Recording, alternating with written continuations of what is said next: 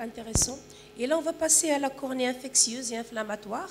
Et on appelle Dr Mami pour qu'il nous parle de les kératites rebelles et cross-linking. Quels sont ses résultats à long terme?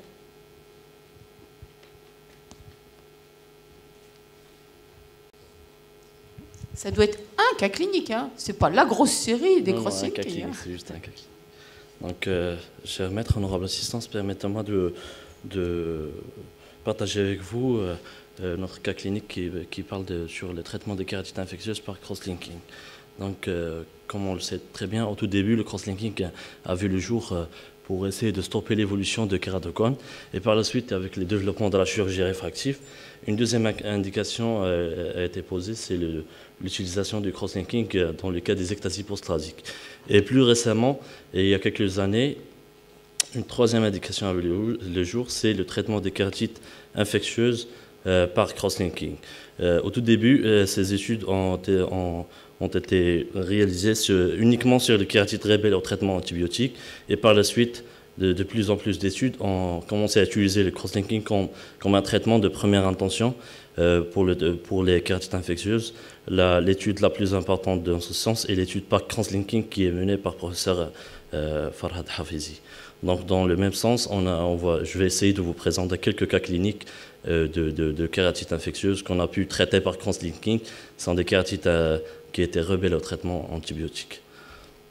Donc le premier cas, c'est un patient âgé de 70 ans qui présentait un ulcère neurotrophique surinfecté. L'acuité visuelle initiale était un mouvement de main.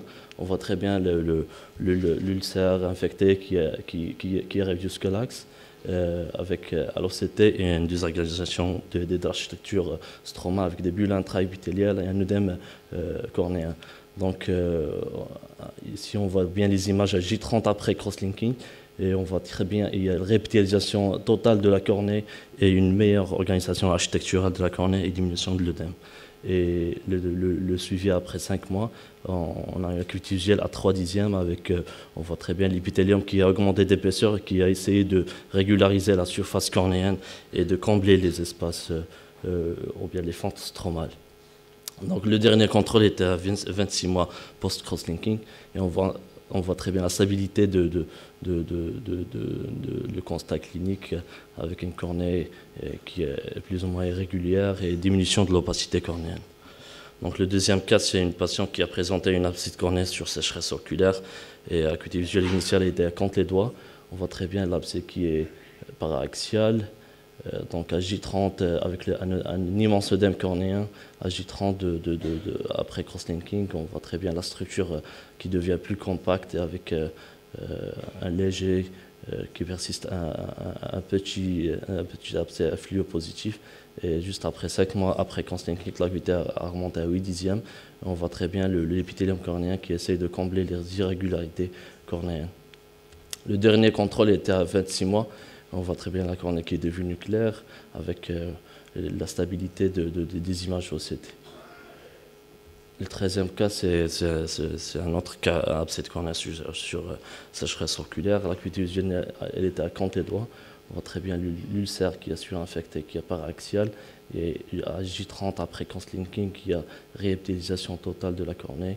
Et à 5 mois aussi, on voit très bien les images OCT avec l'épithélium qui régule la surface cornéenne.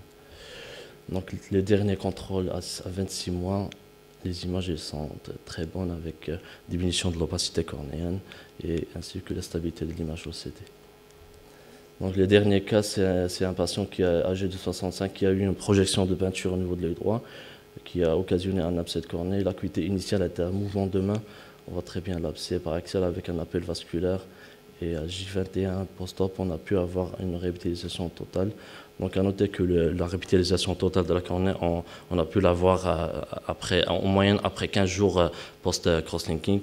Et à noter aussi, après le traitement par cross-linking, le patient a été mis uniquement sous... C'est cross-linking plus antibiotique quand même?